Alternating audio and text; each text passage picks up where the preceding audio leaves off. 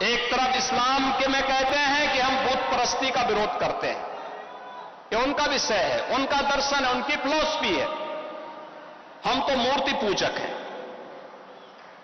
हम मूर्ति पूजक हैं, भगवान की उपासना करते हैं। साकार ब्रह्म का भी और निराकार ब्रह्म की भी उपासना सनातन धर्म की इसकी इजाजत देता हमें। और इस्लाम का अनुयायी कहता है कि हम बुत परस्ती का विरोध करते हैं, उससे वे नफरत करते हैं।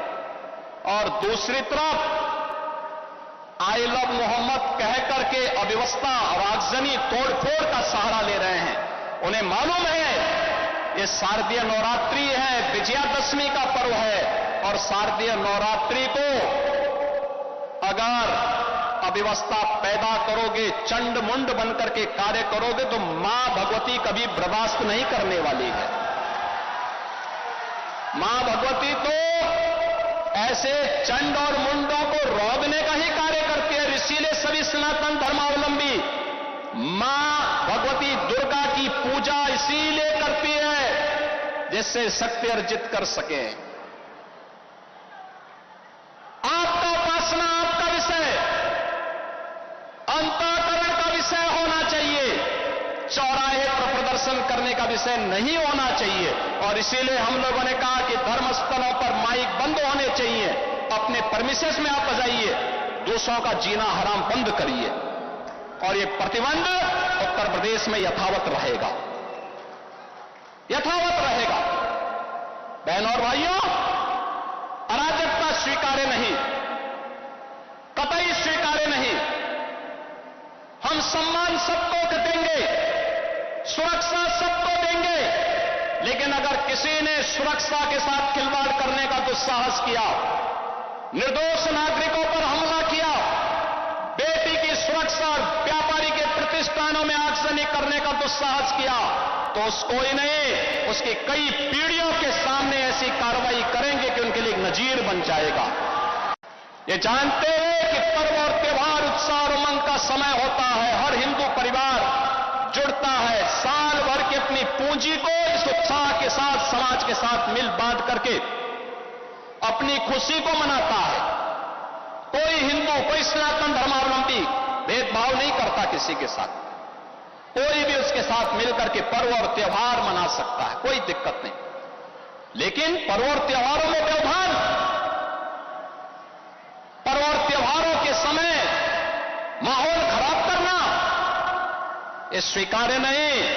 और मैं फिर कहूंगा कि अगर किसी ने सड़कों पर प्रदर्शन करके उपद्रव करने का दुस्साहस किया, और मैं ये भी कहूंगा उनको चेतावनी दे रहा हूं उन लोगों को जो कायरों की तरह, बुज़दिलों की तरह बच्चों और महिलाओं को आगे करने का काम कर रहे हैं, याद रखना इसकी भारी कीमत चुकानी पड़ेगी उनको, अगर उन्होंने किसी भी पर्व और त्योहार में व्यवधान डालने का काम किया तो।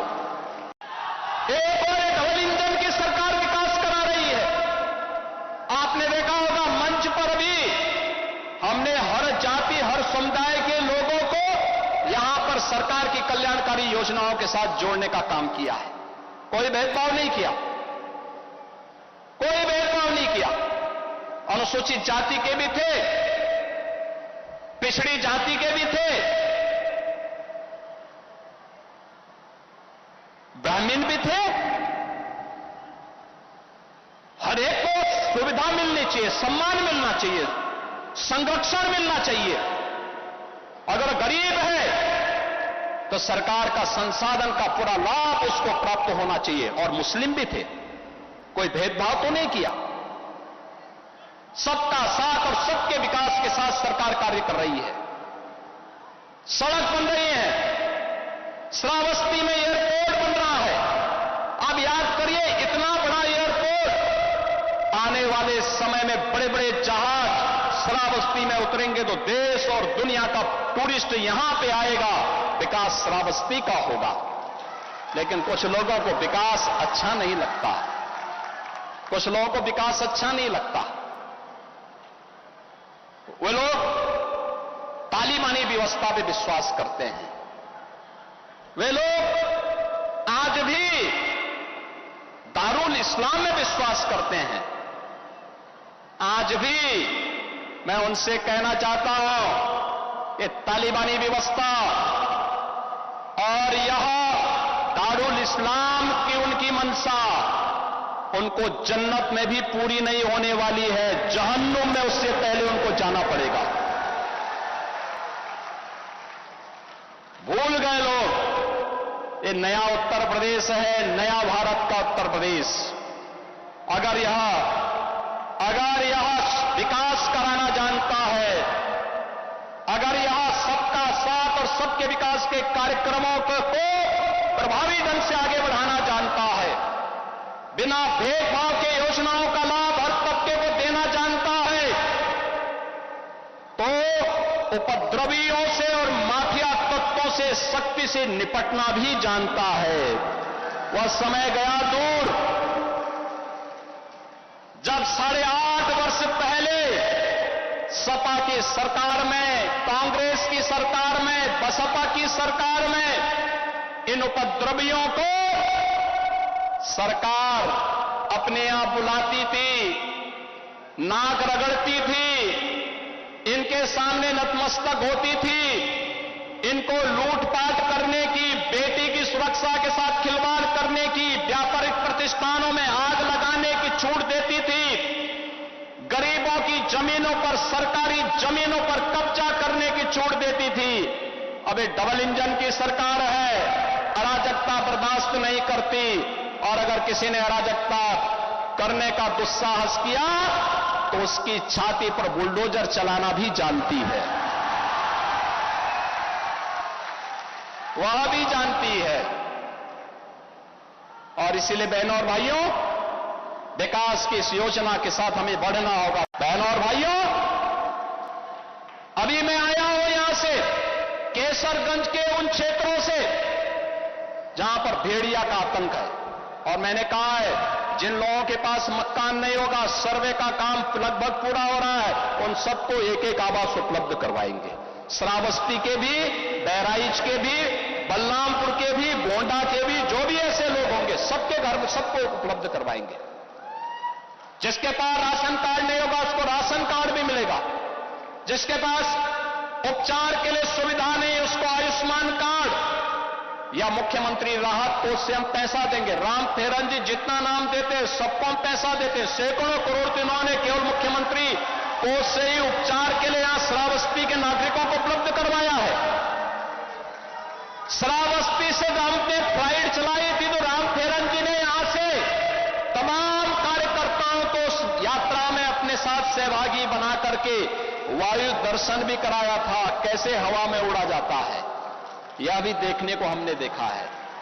और इसलिए बहनों और भाइयों, आप चिंता मत करिए, ये डबल इंजन की सरकार विरासत का सम्मान भी करेगी, विकास भी कराएगी, आपका सुरक्षा भी करने के लिए प्रतिबद्ध है, आपके सम्मान के लिए, आने वाली पीढ़ी के लिए विकसित उत्तर प्रदेश के एक नए अभियान के साथ आगे बढ़ी है।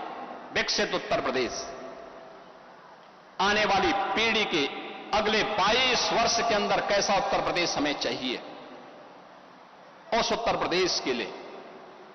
और मैं आप सबसे कहूंगा, हमने 12 सेक्टर तय किए हैं, शिक्षा, स्वास्थ्य, कृषि और जल संसाधन, रोजगार और स्किल मिशन, इंफ्रास्ट्रक्चर, इन्वेस्टमेंट, शहरीकरण, पर्यटन, इमर्जिंग टेक्नोलॉजी, इन सभी 12 सेक्टर को लेकर के हम लोगों ने इस अभियान को आगे बढ़ाया है। इससे संबंधित साहित्य हर ग्राम पंचायत को उपलब्ध करवाया है। कल मैंने ग्राम प्रधानों के साथ संवाद किया था, बहराइच के भी एक ग्राम प्रधान से मैंने, श्रावस्ती के भी एक ग्राम प्रधान जी के साथ मैंने संवाद किया था। और बहनों और भाइयों, मुझे अच्छा लगा, बहुत अच्छी बात उन्होंने कही। विकास की एक सकारात्मक सोच के साथ हमारी ग्राम पंचायतें आगे बढ़ रही हैं। मेरा मानना है ग्राम पंचायत आत्मनिर्भर होगी, नगर पंचायत आत्मनिर्भर होगी, तो उत्तर प्रदेश को कोई आत्मनिर्भर होने से रोक नहीं सकता। और उत्तर प्रदेश आत्मनिर्भर होगा तो विकसित भी होगा। और उस लक्ष्य को प्राप्त करने के लिए आप सब भी समर्थ उत्तर प्रदेश पोर्टल पर क्यूआर कोड को स्कैन करते हुए अपने सुझाव भेज सकते हैं और जो भी अच्छे सुझाव आएंगे उन सुझावों को हम सम्मानित भी करने वाले हैं। जिले स्तर पर भी करेंगे और प्रदेश स्तर पर भी करने जा रहे हैं।